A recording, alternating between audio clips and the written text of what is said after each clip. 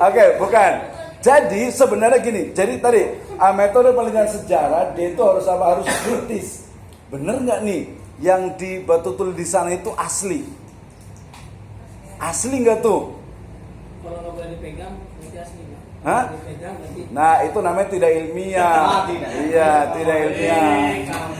Iya, tidak ilmiah. Ada yang tahu, saya menerbitkan bukunya, tulisan yang ada di batunya itu namanya itu huruf Sangsaka Tarunda. Nah, kita buktikan tadi, ini bener nggak nih, asli nggak nih? Jangan-jangan ini udah palsu buatan Belanda. Nah itu ya, itu jadi kita berpikirnya itu apa? By data, harus dengan data. Ada yang tahu, ada yang pengen tahu nggak di sini tentang sejarah? Tadi kalau Prabu Siliwangi itu yang mana sih yang benar? Karena apa? Riwayatnya itu banyak diperdebatkan. Kemudian yang keduanya itu adalah diriwayatkan oleh para seniman. Jadi kalau seniman itu dia biasanya itu ditambah-tambah, kemudian dihiasi, kemudian dibuat seaneka rupa mungkin agar menjadi sebuah sosok mitos.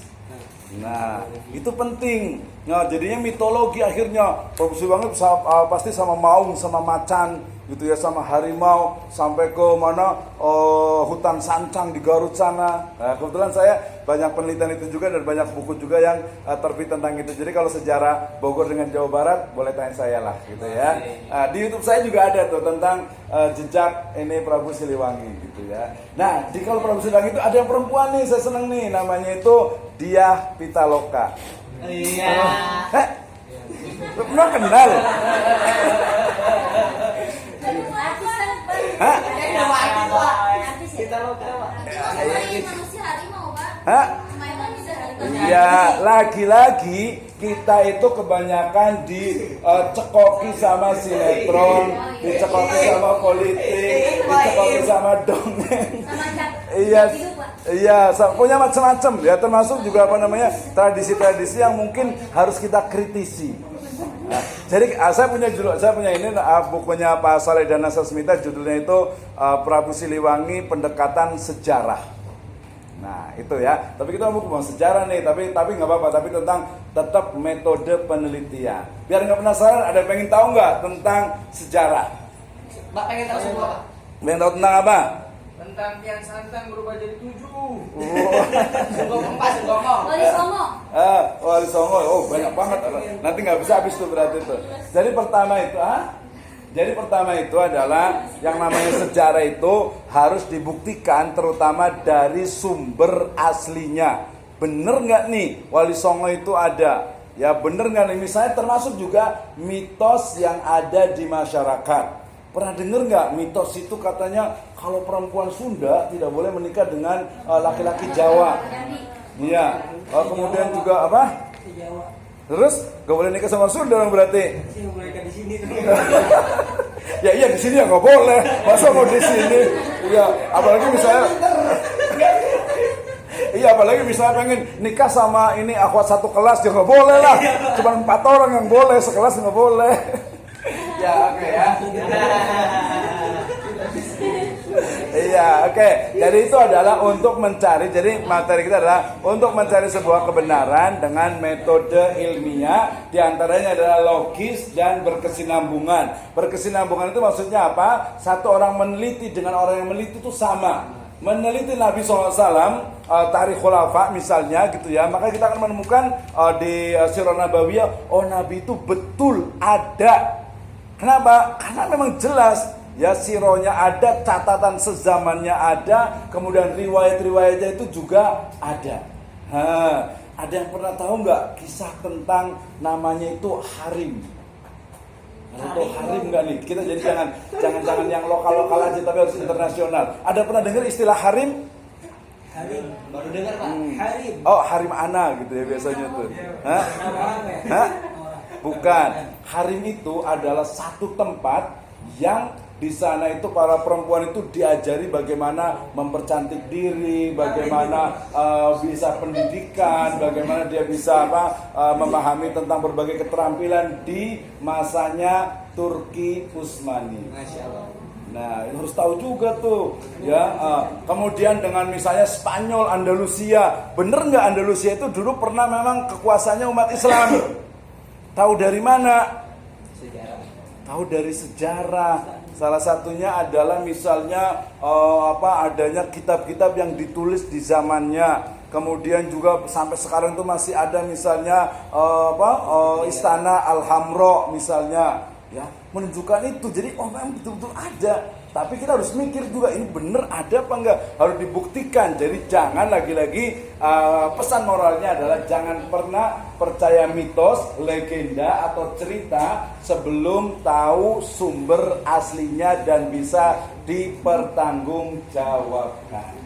Oke, setuju? Ya, karena kita kadang dijajah itu terlalu lama, akhirnya kemudian banyak berita, banyak kisah yang kemudian ditutupi oleh Belanda agar kelihatannya itu kita itu bangsa yang lemah, padahal bangsa itu kita itu adalah bangsa yang kuat. Ya, sangat kuat, ya. Termasuk juga karena saya suka sejarah, jadi saya nonton itu yang The Pirates of Caribbean. Nah, gitu ya. Dia Jack Sparrow itu. Jadi dia muslim atau bukan tuh Jack Sparrow? Muslim. Tahu dari mana? Sejarah, tahu sejarahnya. Wih, keren banget ya. Bukan. Ini bukan sok tahu, ini sok tempe. Ya, bukan tahu sejarah, tapi saya membaca sejarah. Tapi sejarahnya juga harus dibuktikan dia dari sumber yang asli atau abal-abal. Dari Google. Nah, Google itu. Ya, kalau Google itu dia baru awal untuk membuktikan bahwa kebenaran itu harus diuji dari sumber yang asli. Ingat, kalau sejarah itu pertama adalah referensi yang sezaman. Yang kedua ditulis dengan waktu yang paling dekat dengan itu. Nah, gitu. Jadi harus betul-betul, nggak bisa langsung percaya gini-gini. Apalagi tahu mitos, apalagi tahu cuman legenda, cuman dongeng. Nah, itu ya. Oke, terima kasih. Ya, itu tadi tentang tentang sejarah sekilas. Tapi pokoknya menarik sekali. Ya, termasuk juga pendidikan Islam ya. Oke, balik ke sini. Yang berikutnya tadi adalah sistematis. Sistematis itu maksudnya apa? Dia itu urutannya itu logis. Logis itu maksudnya masuk akal. Kita tahu Nabi SAW dari mulai lahir, kemudian pertama dari mulai ayahnya meninggal, kemudian setelah lahiran ibunya meninggal, kemudian nanti kakeknya meninggal, kemudian pamannya meninggal, kemudian menikah, kemudian punya anak, kemudian menjadi nabi, kemudian hijrah ke Madinah, ke Yasrib, kemudian membangun masjid, kemudian memimpin peperangan, kemudian melakukan berbagai kebijakan. Ada, jadi sistematis jelas. Jadi nggak loncat sana loncat sini, nggak bisa. Misalnya nih ya, pengen tahu sekarang yang gantian, yang ini nih, pengen tahu tentang apa? Tentang Nabi Muhammad, Pak. Masya Allah, apanya? Ini Pak,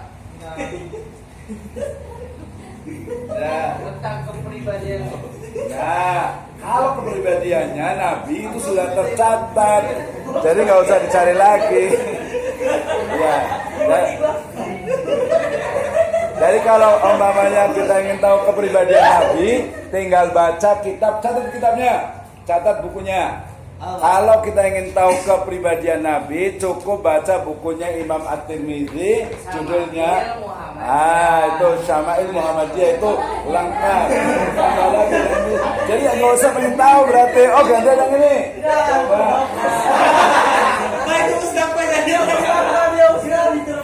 Justru yang namanya Ustadz, ingat, yang namanya Ustadz atau Ustazah, dia itu harus serba ingin tahu. Gak apa-apa, ya udah mau apa aja saya nggak peduli deh. Pengemis cinta juga nggak apa-apa lah. Ingin tahu tentang apa? Nabi Muhammad sama Nabi Adam duluan mana Pak? Itu mah nggak usah di ayatnya udah jelas. Adam itu adalah ini pertama ya, Nabi Adam dulu lah. Ada yang ngomong Nabi Muhammad dulu. Nah, kalau Nabi Muhammad dulu itu bukan nabinya, tapi itu boleh juga, itu ada kisah tentang Nur Muhammadiyah. Tapi bukan jasadnya, bukan fisiknya, tapi ya nurnya, atau mungkin bisa dikatakan itu cahayanya. Itu juga itu bisa diteliti dengan misalnya dengan menggunakan ilmu ulumul hadis. Ya, kemudian tadi pakai studi dokumen, literatur review, kemudian juga pakai sejarah juga sangat mungkin, kemudian pakai case study juga bisa, termasuk juga konten analisis. Tapi yang lebih tepat adalah menggunakan namanya itu ulumul hadis. Pertama, melihat konteks hadisnya, apakah dia itu sahih atau tidak. Kalau yang satu sahih, yang satu tidak, ya berarti ya nggak bisa. Oh, di Al-Quran jelas bahwasanya Adam itu adalah inni ja'iluka fil ardi khalifah. Ya kemarin ngomongnya masalah khalifah apa lah. Pokoknya khalifah itu adalah ya pemimpin, penanggung jawab, kemudian juga pengelola. Intinya manusia pertama. Gitu ya. Kalau di S2 itu kemarin sampai nanya kan ya. Di sini kemarin sekitarnya Nabi Adam kemarin itu kan sampai di kelas ini enggak ya? Bukan, Pak.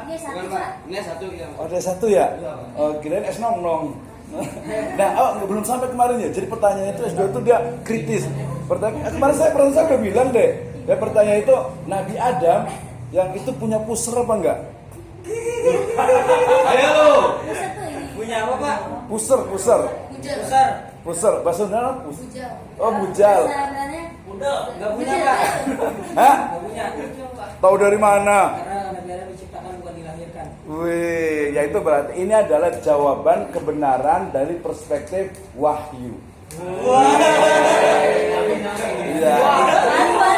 Ya, sebenarnya itu kalau untuk level awal itu sudah cukup. Ya, sudah cukup karena ya jelas. Tapi kalau orang pengen tahu lagi, ya dilihat lagi, berarti dicari itu sebenarnya teori tentang manusia pertama Adam. Gitu ya. Manusia pertama Adam. Kalau Siti Hawa tercipta dari apa? Tulang rusuknya. Bener nggak sih? Itu gimana, Pak? Iya, Pak. Nah, makanya pakai metode penelitian. Mana nelitinya, Pak? Orangnya udah nggak ada. Ya bukan orangnya, tapi dari melalui tadi studi dokumen, teks-teks tentang riwayat Nabi Adam tercipta dari tulang rusuk. Tulang rusuk yang mana? Yang katanya yang bengkok belum tentu. Lihat dulu, cari dulu riwayatnya. Itu namanya juga metode penelitian kualitatif.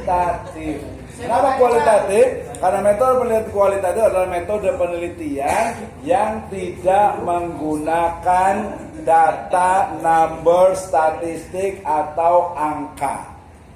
Nah, gitu ya. Jadi mudah.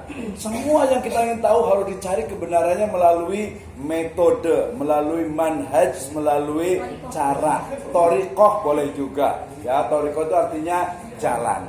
Ya, metode. Oke, jelas ya? Boleh. Kalau manusia pertama diciptakan Nabi Adam, kenapa bahasa kita semuanya berbeda-beda, Pak? Nah, gampang banget. Itu namanya ilmu linguistik. Betul. Linguistik. Ya, dalam teori ilmu linguistik itu ternyata ditemukan dari kronologi berubahnya bahasa.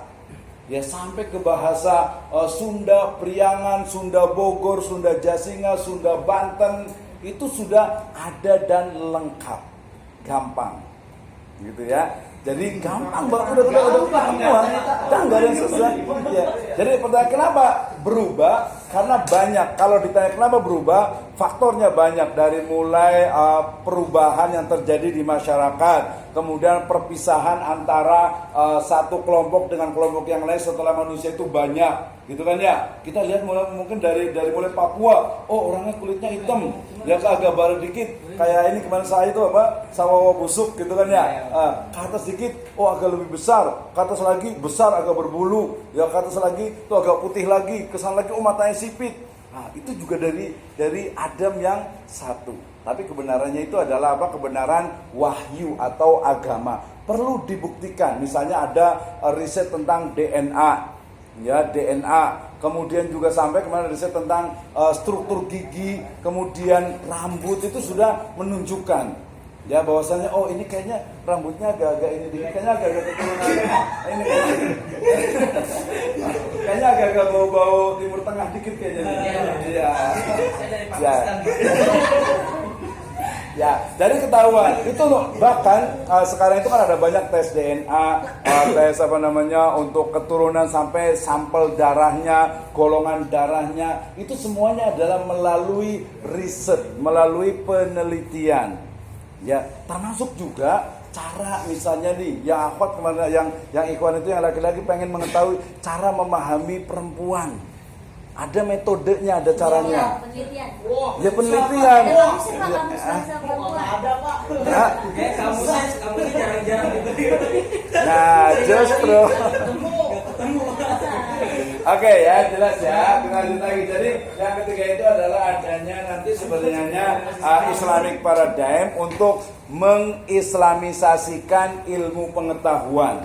Misalnya tadi yang mengatakan misalnya Charles Darwin, The Origin of Species, dia mengatakan bahwasanya ada link yang hilang antara simpanse dengan manusia. Nah, dicari tuh. Sebenarnya bukan menunjukkan itu, tapi karena pahamnya, paradigmanya adalah materialisme. Ingat, kalau kita belajar metode penelitian, itu semuanya adalah dasarnya itu adalah apa? Adalah rasional.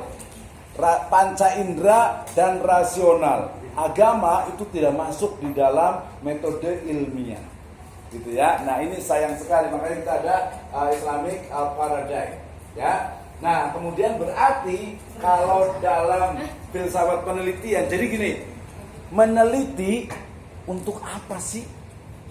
Kenapa kita harus meneliti? Mencari hal yang baru. Ya, mencari mengetahui kebenaran, mencari sebuah solusi, mencari sebuah kebijakan. Misalnya nih, oh berarti kalau perusahaan kan agak tinggi ya. Nanti kita bayangkan kita adalah seorang direktur. Kemudian ternyata anak buah kita tuh pada ngeselin, toksik semuanya. Gitu kan ya. Itu sudah dibahas di riset. Ini kenapa ya? Tapi kayaknya dunia agak jauh. Jadi kita yang paling gampang aja adalah dunia pesantren. Nah, balik lagi ke pesantren. Ini misalnya ini adalah kiai, ini tuh nyai. Nah, kiai dengan nyai ini pusing 8 keliling. Iya kan? Kalau 7 keliling ada ujungnya, kalau 8 keliling nggak ada ujungnya. Putar terus gitu nggak ada habisnya tuh. Iya, itu 8 keliling. Ini kiai. Iya. Nah, ya ini juga nih. Kita mau tanya nih. Tanya ke semuanya. Ini adalah kiai, ini adalah nyai. Terus kiai dan nyai ini pusing 8 keliling. Kenapa? Karena santrinya itu pada nggak betah. Berarti apa yang dilakukan? Solusi untuk memberikan kenyamanan. Nah, sebelum mencari solusi sama dengan metode penelitian, mengidentifikasi masalah. Nah, masalahnya apa? Oh, masalahnya itu ternyata santri tidak betah. Nah, itu masalah besarnya. Terus tidak betahnya kenapa? Ditanya satu-satu. Ya bisa pakai kalau kuantitatif pakai kuesioner, ngisi ya kenapa Anda tidak betah, isi apa makanannya, asramanya, kamar mandinya, aturannya, punishmentnya, hukumannya. Nggak boleh aturannya, nggak boleh bawa HP, gitu kan ya. Nah, kenapa seperti itu? Nah, nanti dibandingkan. Oh ternyata masalah utamanya kira-kira coba kita mau nanya nih. Identifikasinya adalah 5. Makanan, aturan, asrama, teman, sama hukuman. Ini yang mana nih yang paling banyak? Coba jawab. Aturan sih Pak. Aturannya. Kalau yang ini? Gurunya. Kenapa gurunya? Ada dendam tersendiri. Anda ada dendam tersendiri sama gurunya. Nah, ini mantan masa terjajah nih. Iya. Ini terlalu menuduh dan ini apa namanya? Saya kasih Iya. Cepat menuduh dan juga cepat apa namanya tadi tuh? menyimpulkan. Pokoknya menyakiti inilah gitu ya. Oh menyalahkan, sudah cepat menyalahkan. Padahal apa? Bisa jadi mungkin gurunya betul. ya gurunya, tapi nanti ada leveling. Oh, paling tinggi ternyata tadi aturan yang mana nih? Oh, yang paling banyak itu adalah aturan tidak boleh membawa HP misalnya. Nah, terus nanti gimana solusinya? Apakah nanti suruh bawa HP semuanya gitu ya? Oh, bebas pakai HP gitu ya? Akhirnya nggak jadi belajar jadi iya, kemudian nanti gurunya. Nah, kalau gurunya biasanya itu kalau yang istilahnya itu melaporkannya satu orang, berarti itu adalah tadi ada dendam tersendiri ya. Tapi kalau lebih dari 2, 3, oh berarti bener nih gurunya, berarti mungkin cara ngajarnya kurang bagus ya, mungkin penguasaan materinya atau mungkin kasar gitu dan lain sebagainya. Nah, itu pakai. Jadi kesimpulannya adalah menjadi kiai dan menjadi nyai itu juga harus belajar metode penelitian. Ya, setuju? Setuju. Oke, lanjut. Setuju. Ya. Jadi nanti di filsafat penelitiannya adalah kenapa kita harus meneliti, apa yang harus diteliti, bagaimana cara menelitinya, kemudian bagaimana menyimpulkan penelitian atau masalah yang dihadapi tersebut. Jadi gampang sebenarnya, ya gampang sekali, ya mudah, ya itu namanya ontologinya. Epistemologinya ada human nature-nya, ada metodologinya, ada tauhidnya, ada Islamic world view-nya. Ya jadi sebelum kita ini karena tadi saya bilang ini adalah karena baru pertama belajar metodologi penelitian, jadi harus paham filsafat penelitian atau paradigma penelitian. Pertanyaannya tadi, kalau kita ngapain sih buat penelitian? Ya udahlah biarin aja orang-orang pintar aja. Oh berarti kita termasuk apa? Ya udah berarti orang awam. Ya orang awam yang orang ya udah mungkin kalau bahasa agama itu orang yang taklid, cuma ngikut saja, gak mau pengen tahu ilmunya. Gitu kan ya. Kalau saya penasaran ketika orang melakukan begini, kenapa ya? Kok bisa gitu ya? Ini misalnya nih, ini kenapa pakai rambutnya itu di belah tengah? Ya kenapa nggak belah belakang aja? Kira-kira kenapa? Itu sudah ya bisa aja. Nah kira-kira kenapa nih? Kenapa belah tengah? Ngikutin siapa nih? Saya. Ya. Nggak ngikutin siapa, emang kebentuk sendiri gitu. Masa nggak mungkin lah. Kalau alam itu begini semuanya tuh kan? Mungkin dari ayah. Ah ya berarti mungkin ada ini ya ini ke. Emang bapaknya mau belah tengah. Dari kotak pak. Emang budaya. Ya lagi-lagi itu ingat itu adalah preferensi. Ya akhwat juga sama. Kenapa pakai pakaian seperti ini? Ini suka warna hitam, ini suka warna ini suka warna pakai juga warna ini. Itu preferensi seseorang pun bisa diteliti. Itu nanti masuk ke dalam riset marketing. Ya, meneliti kalau kita mau menjual, ya misalnya gini kalau tukang marketing itu kita menjual sisir ke orang yang botak. Nah, gimana caranya tuh? Nggak bisa Pak. laku nggak laku. Hah? Laku nggak kira-kira? Berarti ini cepat putus asa nih. Ya. Buat anaknya, buat Maksud, ya bisa juga. Ya buat anaknya, buat bapak. Iya buat hadiahnya. Nah itu ada strateginya. Ya itu adalah cara metode. Jadi lihat preferensi seorang itu akan ketahuan. Jadi kalau kita lihat, oh ini